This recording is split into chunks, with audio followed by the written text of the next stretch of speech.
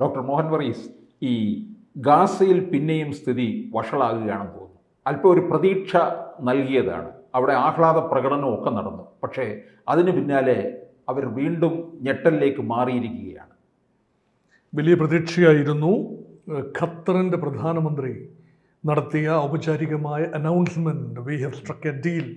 മാത്രമല്ല, ഡൊണാൾഡ് ട്രംപും പ്രസിഡന്റ് ബൈഡനും എല്ലാം തന്നെ ഒരു ഡീൽ സ്ട്രൈക്ക് ചെയ്തു എന്ന രീതിയിലാണ് കഴിഞ്ഞ ദിവസം പ്രഖ്യാപനം നടത്തിയത്. പക്ഷേ അത് നിലവിൽ വരുന്നത് ഞായറാഴ്ചയാണ്. പ്രസിഡന്റായി ട്രംപ് ചുമതലയേൽക്കുന്ന 20-ാം തീയതിക്ക് തൊട്ട് തലേ ദിവസം 19-ാം തീയതി, ജനുവരി 19-ാം തീയതിയാണ് ഇത് നിലവിൽ വരേണ്ടത്, വെടിനിർത്തൽ നിലവിൽ വരേണ്ടത്.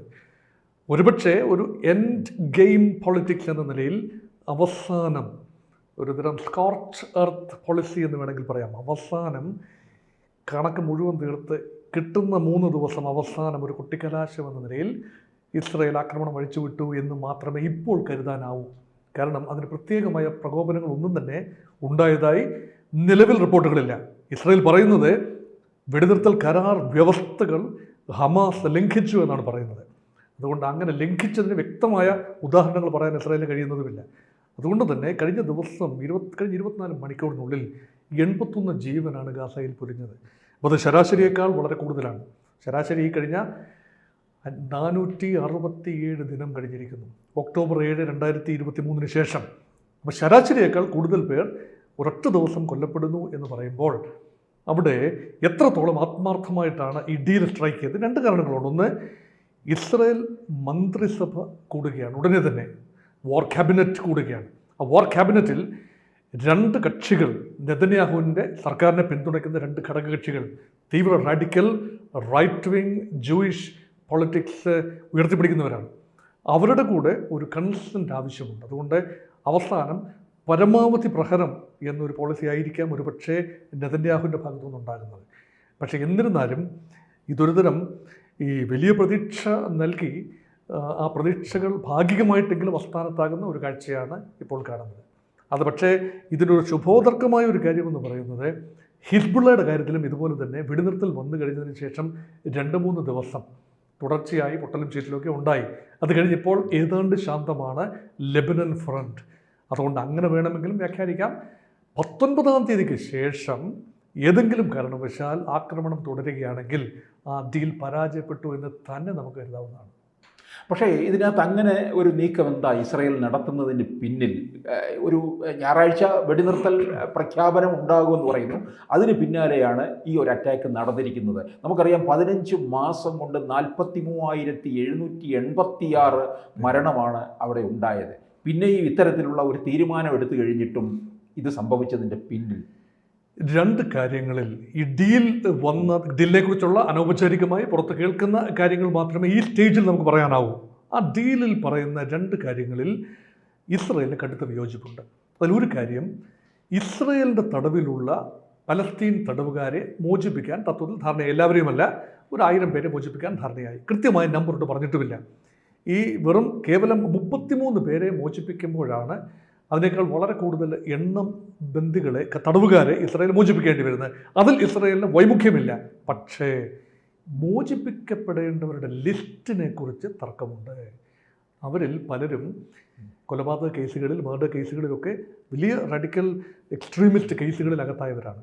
അവരെ മോചിപ്പിക്കുന്ന കാര്യത്തിൽ ഇസ്രായേലിൻ്റെ യാതൊരു രീതിയിലും അനുകൂല നിലപാടല്ല. ഓർക്കൂ, യഹിയ സിൻവാറും അതുപോലെ പല ആളുകളും ഇസ്രായേലിൻ്റെ കസ്റ്റഡിയിൽ നിന്ന് മോചിപ്പിക്കപ്പെട്ട ആളുകളാണ് പിന്നീട് ഇസ്രായേലിനെതിരെ തിരിഞ്ഞ് ഗാസയിൽ നിന്നുകൊണ്ട് ഹമാസായി വലിയ പോരാട്ടം നടത്തിയത്. അതുകൊണ്ട് ഇസ്രായേൽ 100 വട്ടം ആലോചിച്ചിട്ട് മാത്രമേ. സിൻവാറും അവിടെ ഇസ്രായേൽ തടവിലായിരുന്നു. സിൻവാർ തടവിലായിരുന്നു. ഇപ്പോൾ സിൻവാറിൻ്റെ ബ്രദറാണ് ഹമാസിൻ്റെ ഓപ്പറേഷൻസിന് നേതൃത്വം കൊടുക്കുന്നത്. അപ്പോൾ അതുകൊണ്ട് അങ്ങനെ പെട്ടെന്ന് ഹമാസിൻ്റെ പോരാളികളും അതിനകത്തുണ്ട്. പലസ്തീൻ അഭയാർത്ഥികൾ പലരും പലസ്തീൻ വംശജരായ കൊച്ചു കുട്ടികളൊക്കെ ഉണ്ട്. ഇസ്രായേൽ സൈന്യം കല്ലെറിഞ്ഞു, അല്ലെങ്കിൽ മൊളോട്ടോവ് കോക്ടെയിൽ വിട്ടു എന്നൊക്കെ പറയുന്ന കൊച്ചു കുട്ടികളുണ്ട്. അവരൊക്കെ വിടുന്നതിൽ വലിയ കുഴപ്പമില്ല. പക്ഷേ ഹമാസിൻ്റെ നോൺ ഫൈറ്റേഴ്സ് പലരും ഇസ്രായേലിൻ്റെ കസ്റ്റഡിയിലുണ്ട്. വീണ്ടും ഹമാസിനെ ഈ ആളുകളിലൂടെ പുനരുജ്ജീവിപ്പിക്കാൻ ശ്രമിച്ചാൽ എങ്ങനെയാണ്? നമ്മൾ നോക്കൂ, ഇന്ത്യക്കൊരു ഒരു ഒരു അബദ്ധം പറ്റി. എന്താണ്? ജനുവരി 1, 2000 ആണ്ട് കാണ്ഡഹാറിൽ വെച്ച് വിമാന റാഞ്ചൽ അന്ന് മോചിപ്പിച്ച ഒരു തീവ്രവാദിയാണ് പിന്നീട് ഹിസ്ബുൾ മുജാഹിദിനല്ലോ ലഷ്കർ എ തോയ്ബയുടെ തലവനായി വന്നത്. അപ്പോൾ ഇതൊക്കെ നിരന്തരമായ പ്രശ്നമുണ്ടാകും. അതുകൊണ്ട് ചരിത്രത്തിൽ നിന്നും പാഠം പഠിക്കുന്ന ഒരു രാജ്യമാണ് ഇസ്രായേൽ. അതുകൊണ്ട് അതാണ് ഒരു പ്രശ്നം. രണ്ടാമത്തെ വിഷയം എന്ന് പറയുന്നത് സേനാ പിന്മാറ്റത്തെക്കുറിച്ചാണ്. സേനാ പിന്മാറ്റത്തിനൊരു ഷെഡ്യൂൾ നിർണ്ണയിക്കണം. ആ ഷെഡ്യൂളിനെക്കുറിച്ച് തർക്കമുണ്ട്. എത്ര ഘട്ടങ്ങളായിട്ട് എത്ര സോൾജേഴ്സാണ് പിന്മാറേണ്ടത് എന്നതിനെക്കുറിച്ച് തർക്കമുണ്ട്. 2, ഫിലഡൽഫി കോറിഡോർ, അത് തെക്കുള്ള കോറിഡോറാണ്. അതാണ് റഫ അതിർത്തിയിലൂടെ പോകുന്ന ഒരു കോറിഡോറാണ്. ഈജിപ്തും ഗസയും തമ്മിലുള്ള അതിർത്തിയിൽ ഉള്ള കോറിഡോറാണ്. കിഴക്ക് നിന്ന് പടിഞ്ഞാറേക്കുള്ള മെഡിറ്ററേനിയൻ കടൽ വരെയുള്ള കോറിഡോറാണ്. ആ കോറിഡോറിൽ ശക്തമായ ഇസ്രയേലി സൈനിക വിന്യാസമുണ്ട്. അത് പൂർണ്ണമായി ഘട്ടം ഘട്ടമായിട്ടാണെങ്കിൽ പോലും പൂർണ്ണമായി പിൻവലിക്കാൻ ഒരുപക്ഷെ ഇസ്രായേൽ തയ്യാറാവില്ല. അതെന്തുകൊണ്ടാണെന്ന് ചോദിച്ചാൽ ഗസയിൽ നിന്നും നിരന്തരം ആളുകൾ റഫ അതിർത്തി വഴി ഈജിപ്തിലേക്ക് കടന്ന് അവിടുന്ന് ആയുധങ്ങളും സന്നാഹങ്ങളുമായി തിരിച്ച് ഗാസയിലേക്ക് പ്രവേശിച്ച് വീണ്ടും ഇസ്രായേലിന് തലവേദന ഉണ്ടാക്കുന്ന അന്തരീക്ഷം സൃഷ്ടിക്കാൻ ഇസ്രായേൽ തയ്യാറാവില്ല. അതുകൊണ്ട് പൂർണ്ണമായ പിന്മാറ്റം എന്ന് പറയുമ്പോഴും അക്കാര്യത്തിൽ കുറച്ചുകൂടി തീർച്ചമൂർച്ച വരുത്തണം. അതുകൊണ്ടാണ് ഒരുപക്ഷെ പെട്ടെന്ന് അങ്ങോട്ട് ആ ഡീൽ അങ്ങോട്ട് അംഗീകരിക്കേണ്ട എന്നൊരു ചിന്തയുണ്ട് ഇസ്രായേൽ. തത്വത്തിൽ അംഗീകരിക്കുന്നു, നെതന്യാഹു തത്വത്തിൽ അംഗീകരിച്ചു. പക്ഷേ തൻ്റെ ക്യാബിനറ്റിന് അംഗീകാരം വേണം. അതിനുശേഷം ഇസ്രായേലി പാർലമെൻറ്റായ നെസറ്റിൽ ഈ പ്രമേയം അവതരിപ്പിച്ച്, ഒരു ജനാധിപത്യ രാജ്യമാണല്ലോ, ഒരു ഏകാധിപത്യമൊന്നുമല്ല ഇസ്രായേലിൽ, ഏകാധിപത്യമല്ല സദ്ദാം ഹുസൈൻ്റെ ഇറാഖ് പോലെയോ അല്ലെങ്കിൽ ബഷർ അൽ അസദിൻ്റെ സിറിയ പോലെയോ അല്ലെങ്കിൽ ഗദ്ദാഫിയുടെ ലിബിയ പോലെയോ ഹോസ്നി മുബാറക്കിൻ്റെ ഈജിപ്റ്റ് പോലെയോ അല്ല ഇസ്രായേൽ നോക്കണം. അവിടെ എന്ത് കാര്യവും തീരുമാനിക്കുമ്പോൾ അതിനൊരു ജനാധിപത്യ പ്രക്രിയയുണ്ട്. ആ പ്രക്രിയയിലൂടെ മാത്രം പോകുമ്പോൾ ചില കാര്യങ്ങൾ കൂടി നെതന്യാഹുവിനെ പരിധിയിലാക്കേണ്ടതുണ്ട്. പിന്നെ മറ്റൊരു കാര്യം കൂടെ നെതന്യാഹുവിനെ ഇപ്പോൾ ഈ ഡീലിനെ പ്രേരിപ്പിച്ച മറ്റൊരു വലിയ കാര്യമുണ്ട്. ട്രംപ് എന്ന് പറയുന്ന വ്യക്തി അധികാരത്തിൽ വരികയാണ്. ട്രംപ് ഒരു കച്ചവടക്കാരനാണ്, റിയൽ എസ്റ്റേറ്റ് ടൈക്കൂണാണ്. അദ്ദേഹത്തിന് ഖത്തറിൻ്റെ രാജകുടുംബവുമായിട്ട് ബിസിനസ് ഡീലുകളുണ്ട്. അദ്ദേഹത്തിൻ്റെ സ്ഥാപനം, ആ ബിസിനസ് ഡീലുകളൊക്കെ നടത്തുന്ന ഒരാളെ തന്നെയാണ് മധ്യസ്ഥനായി ട്രംപ് അയച്ചത്, അല്ലേ? അപ്പോൾ അദ്ദേഹം വിറ്റ്കോഫിനെ അയച്ചപ്പോൾ അത് തന്നെ ഒരു കാര്യം വ്യക്തമാണ്. ട്രംപിൻ്റെ താല്പര്യങ്ങൾ ഇസ്രയേലിന് വെളിയിൽ അറബി സുന്നി ലോകത്തെമ്പാടും വ്യാപിച്ചു കിടക്കുന്നു. UAE-ൽ ട്രംപിന് താല്പര്യങ്ങളുണ്ട്, മറ്റ് പല രാജ്യങ്ങളിലും താല്പര്യങ്ങളുണ്ട്. ഈ ഖത്തറിനെ ട്രംപ് ഭീഷണിപ്പെടുത്തുകയൊക്കെ ചെയ്തിട്ടുണ്ടല്ലോ അല്ലേ? മറ്റേ ഹമാസ് പോരാളികൾ അല്ലെ തലവന്മാരെയൊക്കെ പാർപ്പിച്ചിരിക്കുന്നതിൻ്റെ പേരിലൊക്കെ അല്ലേ? അതച്ചാ എൻ്റെ ഒരു നമ്പറല്ലേ അതൊക്കെ. അതൊരു ട്രംപ് പറയുന്നത്, ഒരു ബിസിനസ്സുകാരൻ പറയുന്നതിന് അതിൻ്റേതായ ഒരു രീതിയിലേ നമ്മൾ എടുക്കാവൂ. അദ്ദേഹം ചിലപ്പോൾ വളരെ കച്ചവടക്കാരന് തന്ത്രങ്ങളുണ്ട്. കച്ചവടക്കാരന് ചിലപ്പോൾ മുഖം കറുപ്പിച്ച് ചിലത് പറയേണ്ടി വരും. ട്രംപ് പറഞ്ഞിരിക്കും.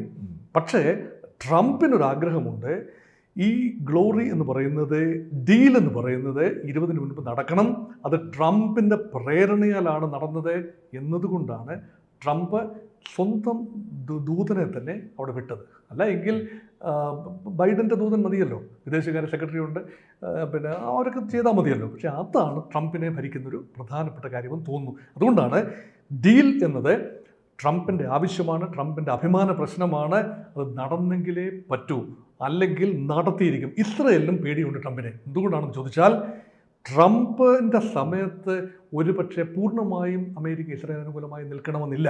ഇസ്രായേൽ അനുകൂലമായിരിക്കും അറ്റ് എ ലാർജ് ലെവൽ. പക്ഷേ അറബ് രാജ്യങ്ങളുമായും ഒരു സമദൂരം പാലിക്കാൻ ട്രംപ് ഒരുപക്ഷെ താല്പര്യപ്പെടും. Because of the interest of Trump, personal interest of Trump in the Arab world. അത് ബിസിനസ് ഇൻട്രസ്റ്റാണ്.